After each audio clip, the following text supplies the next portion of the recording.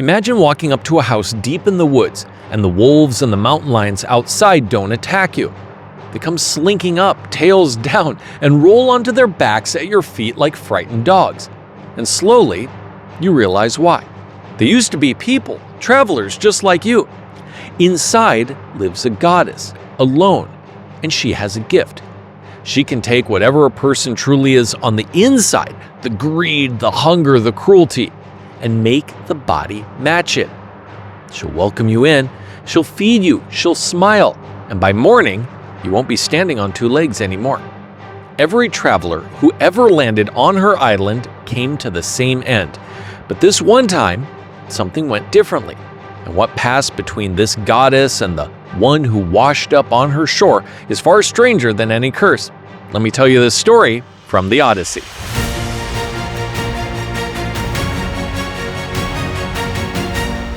By the time he reached her island, Odysseus had almost nothing left. He had sailed away from the Cyclops with a fleet, escaped from an island with memory-erasing fruit. Then he came onto this quiet island at dawn, one ship, and men too hollowed out to even be afraid anymore. So Odysseus did what he always did. He didn't lead everyone inland at once. He split the survivors in two, drew lots, and sent half of them ahead to scout, under a man named Eurylochus.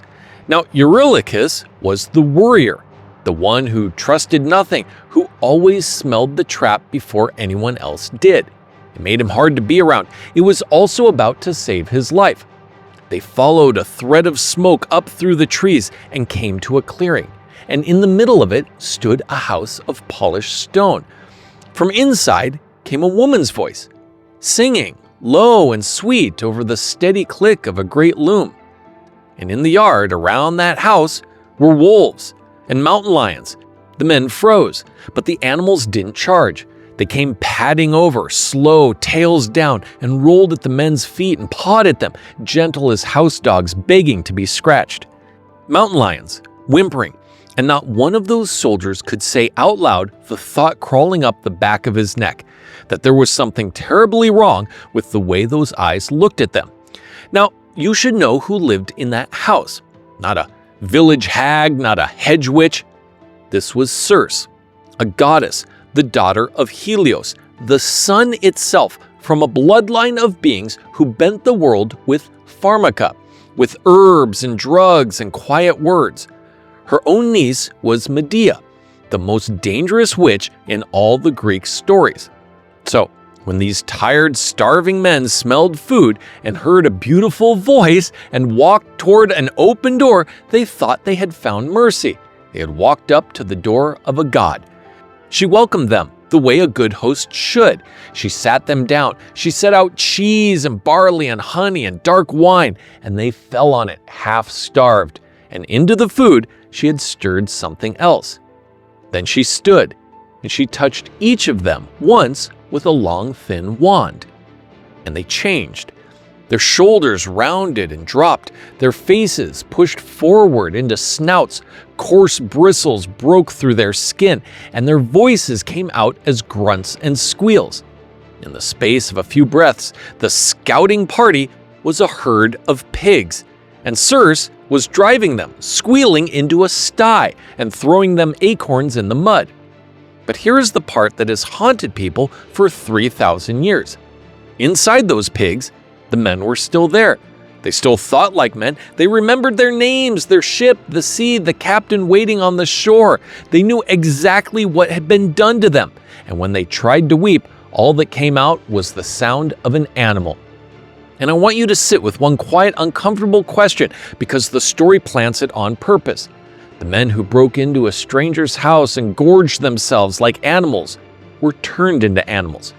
So, did she curse them? Or did she just hold up a mirror and show them what they already were? One man wasn't in that pen. Eurylochus, the warrior, had hung back at the doorway, too suspicious to step inside. He saw all of it, and he ran. He ran to the ship to tell Odysseus that he had led their friends to a door, and the door had swallowed them. Eurylochus fell apart at his captain's feet. "Leave them," he begged. Cut the lines, get back to the water, sail while we still can. Some of them are already gone, don't lose the rest of us too." You can understand it. Odysseus had buried most of an army by now. The smart move, the survivor's move, was to walk away. He didn't. He took up his sword and his bow, and he went to the witch's house, alone, to pull men out of a pen he could easily have left them in. But he didn't walk that path alone for long. Halfway through the woods, a young man fell into step beside him, too graceful, too golden to be any traveler. It was Hermes, the messenger of the gods, and Hermes told him the truth. No clever plan was going to save him here, because he wasn't matching wits with a woman, he was matching wits with a god. So the god gave him a god's weapon. He reached down and drew a small plant up out of the earth, a flower with a milk-white bloom and a root as black as char. "The gods call it moly," he said. "It is murder for a mortal hand to dig it up, but carry this, and her drug cannot touch you." And then he told Odysseus exactly what to do. So Odysseus walked into the house of the goddess. She welcomed him just as she had welcomed the others. She sat him down, she mixed her cup, and she watched him drink down every drop. Then she rose, and she touched him with her wand, and she said the words that had turned grown men into swine. "Off to the sty with you, go and lie with your friends." And nothing happened. He just looked at her. For the first time in her long, deathless life, her magic had done nothing at all. And in the moment, it had dawned on her that she was standing in front of a man whose mind simply could not be charmed. Odysseus drew his sword and rushed straight at the goddess who had unmade every single man who ever walked through that door, just met the one she couldn't. And all at once, she's the one backing away. If that's the kind of story you came here for, do me a quick favor and hit subscribe. It only gets stranger from here. She didn't fight him. She wraps her arms around his knees, and she said the strangest thing. She knew him. She had been told long ago that a man named Odysseus would one day come to her island, and that her magic would break against him like a wave on a rock. And then, this is the part people forget, she invited him into her bed. But Odysseus had been warned about exactly this. A naked man is an unguarded man, and a goddess has 1,000 ways to ruin you once your sword is on the floor.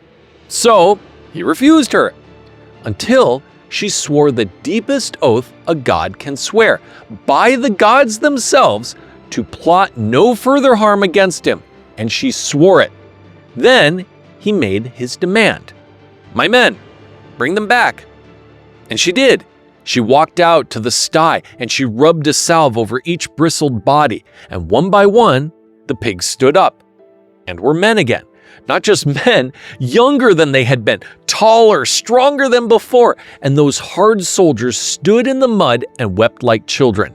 This time, because they had been saved. And then they stayed.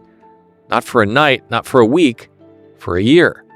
Circe opened her halls to all of them, and after 10 years of war and months of drowning and dying, it was paradise. There was meat and wine and a roof and rest. The men healed, they laughed again, and Odysseus spent his nights in the bed of a goddess. And here's the quiet danger in it, because you have heard this in this series before. An island, a comfort so deep that you forget what you were ever sailing toward.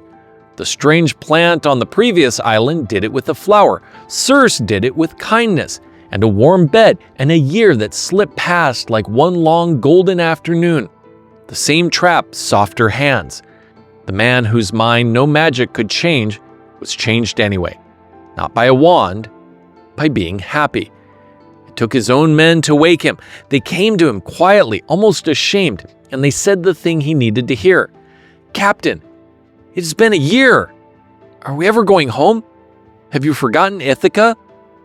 And he had, a little. He had let himself forget.